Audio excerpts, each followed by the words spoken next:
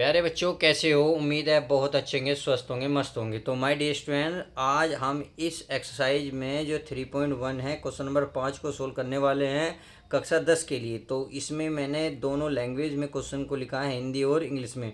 आप जो चाहो उस लैंग्वेज में क्वेश्चन को पढ़ सकते हो। समझ में आ गई? तो चलिए क्वेश्चन को पढ़ते हैं, फिर हल करने की कोशिश करते हैं।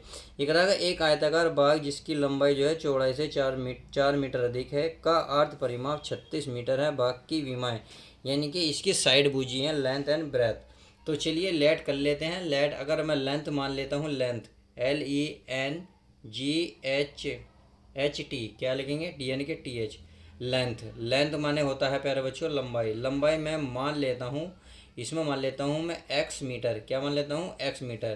तथा अगर मैं ब्रेथ की बात करूँ यानी कि BREADTH, ब्रेथ माने होता है चौड़ाई। कितनी? चौड़ाई। तो चलिए मैं चौड़ाई भी लिख लेता हूँ। अगर चौड़ाई को मान लेते हैं y मीटर। इतनी बात समझ में आ गई? तो आगे क्वेश्चन क्या कर रहा है? ये कह रहा है जो लंबाई है वो चौड़ाई से 4 मीटर अधिक है।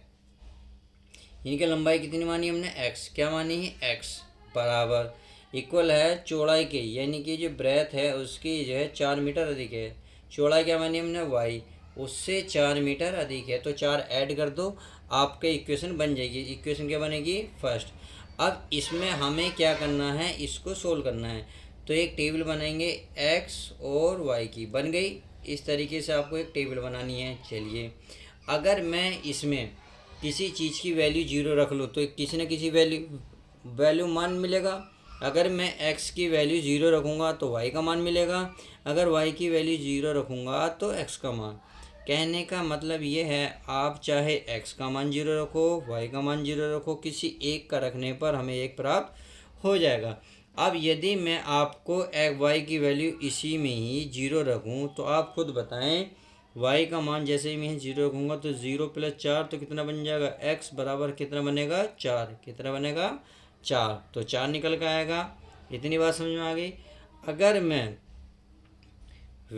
मैं x का मान अब अगर मैं मान लो 8 रख लेता हूँ, सॉरी 12 रख लो, 8 रख लो, कुछ भी लिख लो। तो अगर मैं 12 रखूँगा या मान लो, चलिए मैं 8, चलो 8 क्या है तो 8 ही लिख लेता हूँ। कुछ भी मान लो यार, मानने में कोई दिक्कत नहीं है। अगर मैं x का मान कितना रखूं, मान लो y का मान अब क्या मैं 4 रखूं या 8 रखूं, तो आप देख लेंगे x का मान 12 निकल कर आएगा। कहने का मतलब ये है, आप कुछ भी वैल्यू रख लेंगे, एक वैल्यू तो आपको प्राप्त हो जाएगी। पहले हमने क्या रखा? y का मान 0 रखा। जैसे ही 0 रखा x का मान 4 प्राप्त होगा। अब मैंने y का मान 8 रखा तो y का मान x का मान कितना प्राप्त हुआ? 12। तो x और y इस तरीके से बिंदु मिल जाएंगे। पहली क्वेश्चन तो सोल्व हो गई। अब आगे बात करते हैं। आगे कह रहा है का अर्ध परिमाप 36 मीटर, यानी कि जो आपको हाफ द पैरामीटर दे रखा है। पैरामीटर क्या होता है? किसका? आपका आयताकार भाग का, यानी कि पैरामीटर ऑफ ए रेक्टेंगल का। तो ये होता है 2x + y, ये होता है पैरामीटर। इसने हाफ की बात करी, हाफ का मतलब आधा, बराबर दे रखा है 36 मीटर। तो 2 से हमारा 2 ये कैंसिल हो जाएगा, तो हो जाएगा x + y बराबर 36। तो इस तरीके से आपने देखा x + y बराबर 36 मिल गया। इक्वेशन मान लो फर्स्ट। अब इसमें यदि आप ये भी आप क्या बनाओ, ए में एक टेबल बना लो अच्छे से। देखिए चलिए मैं एक टेबल बना लेता हूँ। ऐसे बन गई। अगर मैं आपका x का मान अब 0 रखूँ, यानी कि इसी इक्वेशन में अगर मैं x का मान 0 रखूँगा तो ये तो 0, तो y बराबर मिल जाएगा हमें 36। क्या मिलेगा? 36। अब यदि मैं खुद सोचिए, अगर यदि मैं y बराबर 0 रखूँ तो अब ये 0, तो x का मान कितना बन जाएगा? 36। तो इस तरीके से हमें 2 पॉइंट प्राप्त होंगे, एक पॉइंट ये वाले और एक ये वाला। तो अब हम जो है ग्राफ के माध्यम से इस पर शो कराते हैं, क्योंकि इनने क्या ग्राफ के माध्यम से जो लेंथ है ब्रेथ है उसकी वैल्यू बताइए। तो अब उसको ही हम सोल्व करते हैं। तो चलिए बनाते हैं। चलिए मैंने अब ग्राफ खींच लिया है। अब इसको पॉइंट को मिलाते हैं। अगर मैं पहले ही पॉइंट की बात करूं, बहुत अच्छे से देखिए, यहाँ जो पॉइंट है अगर मैं बिंदु निकालूंगा प्यारे बच्चों, 2 बिंदु निकल के आएंगे। कैसे कैसे? मतलब x का मान कितना है? 4, y का मान कितना है? 0। तो एक क्वेश्चन से ये निकल के आए, और इसमें एक और पॉइंट निकलेगा। पहले x का मान रखते हैं 12 और y की वैल्यू कितनी है? 8। तो इन 2 पॉइंटों को पहले हम सजा लेते हैं। तो देखिए आपको दिख रहा होगा x का मान कितना है 4, y का मान 0, तो x का मान है 4, तो 4 हमारा ये रहा और y का मान 0, यानी कि 0 यहाँ होगी। तो इसका मतलब इस पॉइंट की बात कर रहा है 4,0। इतनी बात समझ में आ गई, ये निकल कर आ गया।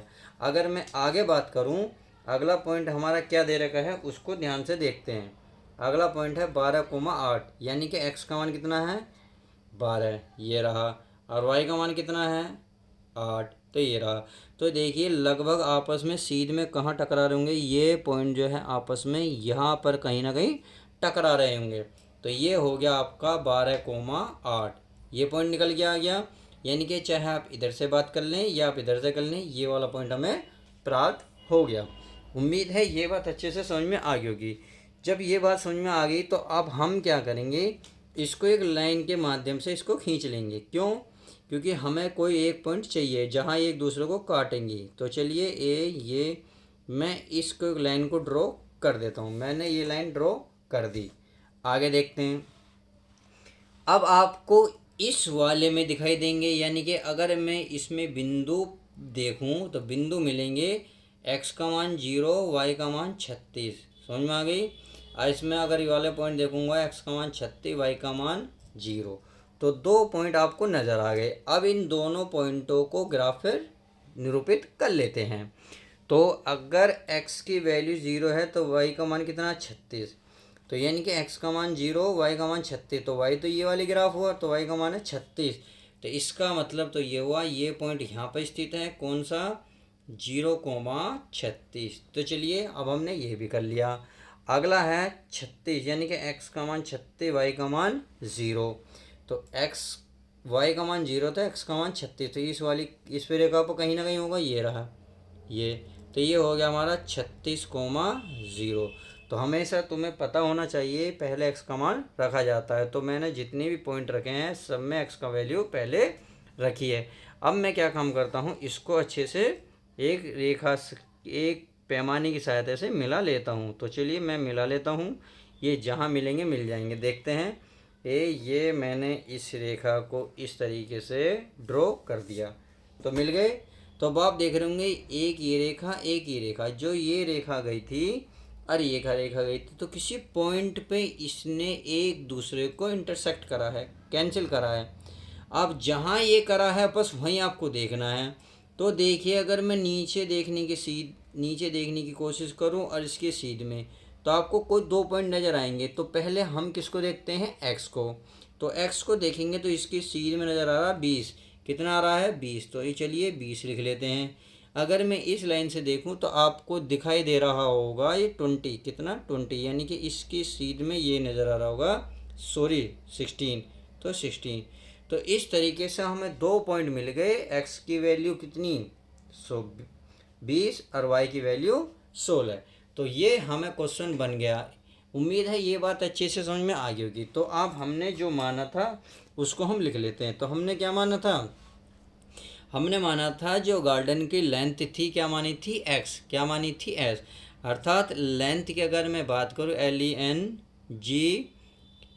लेंथ माना था हमने x की वैल्यू कितनी आएगी 20 मीटर, क्योंकि ये x का मान ये हो गया y की वैल्यू।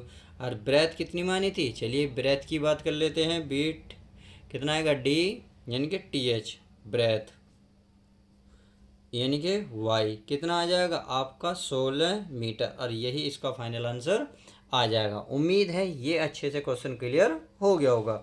अब चलिए क्वेश्चन नंबर नेक्स्ट के लिए आपको नेक्स्ट पेज पे चलना होगा। तो चलिए चलते हैं, लेट स्टार्ट नेक्स्ट पेज। अब क्वेश्चन नंबर नेक्स्ट आपके सामने ये रहा। क्वेश्चन नंबर नेक्स्ट है अर्थात क्वेश्चन नंबर 6। तो इंग्लिश और हिंदी दोनों में लिख दिया है। देखिए पढ़ लेते हैं। Given the liner equation, liner equation आपके सामने दे रखी है 2x + 3y - 8 = 0। राइट अनादर लाइन इक्वेशन इनटू 2 वेरिएबल, यानी कि आपको क्या करना, एक रेखी की इक्वेशन दे रखी है, समीकरण दे रखी है, तो 2 चरों में से एक और रेखी समीकरण लिखनी है ताकि प्राप्त युग्म जो है ज्यामिति निरूपित। जैसे कि पहली कंडीशन को क्या करें, सेटिस्फाई करें। पहली कंडीशन क्या रहेगी, प्रतिच्छेद रेखाएं होंगी, समांतर रेखाएं होंगी एंड संपाती रेखाएं होंगी। बात समझ में आ गई। तो चलिए अब पहली अगर कंडीशन की बात कर लें तो चलिए पहली कंडीशन भी चेक कर लेते हैं। तो पहली कंडीशन के लिए हमें सभी को पता है A1/A2 नॉट इक्वल B1/B2 होता है। कहने का मतलब है A1/A2 और B1/B2 का मान आपस में बराबर नहीं आना चाहिए। तो इसमें एक इक्वेशन तो हमें दी हुई है। क्या इक्वेशन दी है? ये दी है 2x प्लस 3y माइनस के 8 बराबर क्या? 0। आप खुद बताएं a का मान किस में है? इसमें कितना है? 2। b का मान कितना है? 3। c का मान कितना है? 8।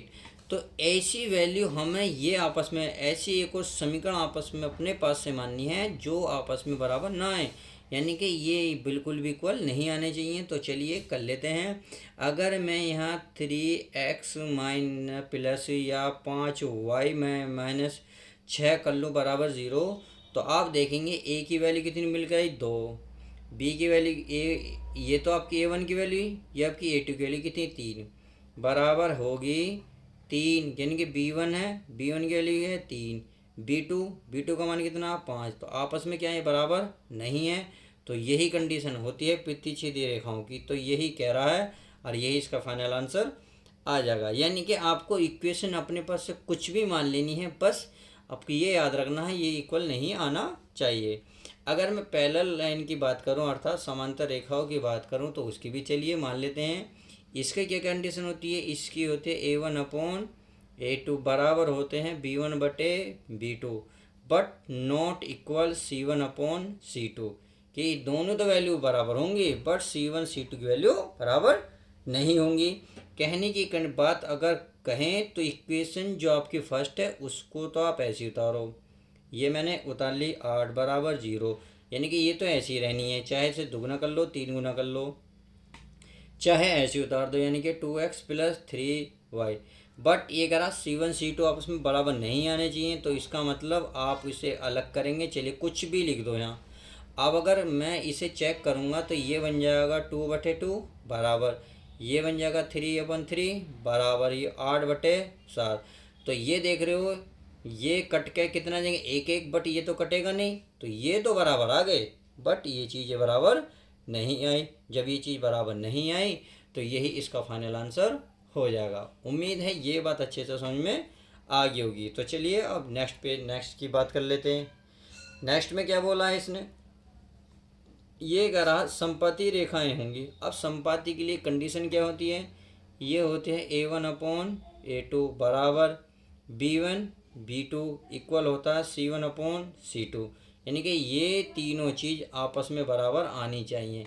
तो एक जो इक्वेशन दी है हमें 2x प्लस 3y माइनस 8 बराबर 0, हमें इसी के बेस पे ही, ताकि आपस में बराबर आ जाएं, तो जो इसमें अचर पद हैं उसको या तो 2 गुना कर लो, 3 गुना कर लो, कुछ भी कर लो। अगर मान लो मैं 3 गुना करूँगा तो इसमें कितना हो जाएगा? 3 की इसमें गुणा करोगे तो 6x, 3 की इसमें करोगे 3 × 9, यानी कि 3 × 9, और 3 की करूँगा तो 8 × 24 बराबर 0। देखो ये आपस में बराबर आएंगे, कैसे चेक कर लेते हैं। 2/6 बराबर 3/9 बराबर -8/-24। तो 2 कम 2, 2 तिया 6, 3 कम 3, 3 तिया 9, 8 कम 8, 8 तिया 24, माइनस से माइनस खत्म। तो आप देख रहे होंगे ये चीज़ें आपस में क्या आई? बराबर आई। क्या आई? बराबर। और वो यही चीज़ कह रहा था कि ये दिखाइए कि ये आपस में बराबर हैं। उम्मीद है इस वीडियो में जो मैंने क्वेश्चन नंबर 5 और 6 को कंप्लीट कराया वो समझ में आया होगा। तो चलिए मिलते हैं नेक्स्ट वीडियो के साथ।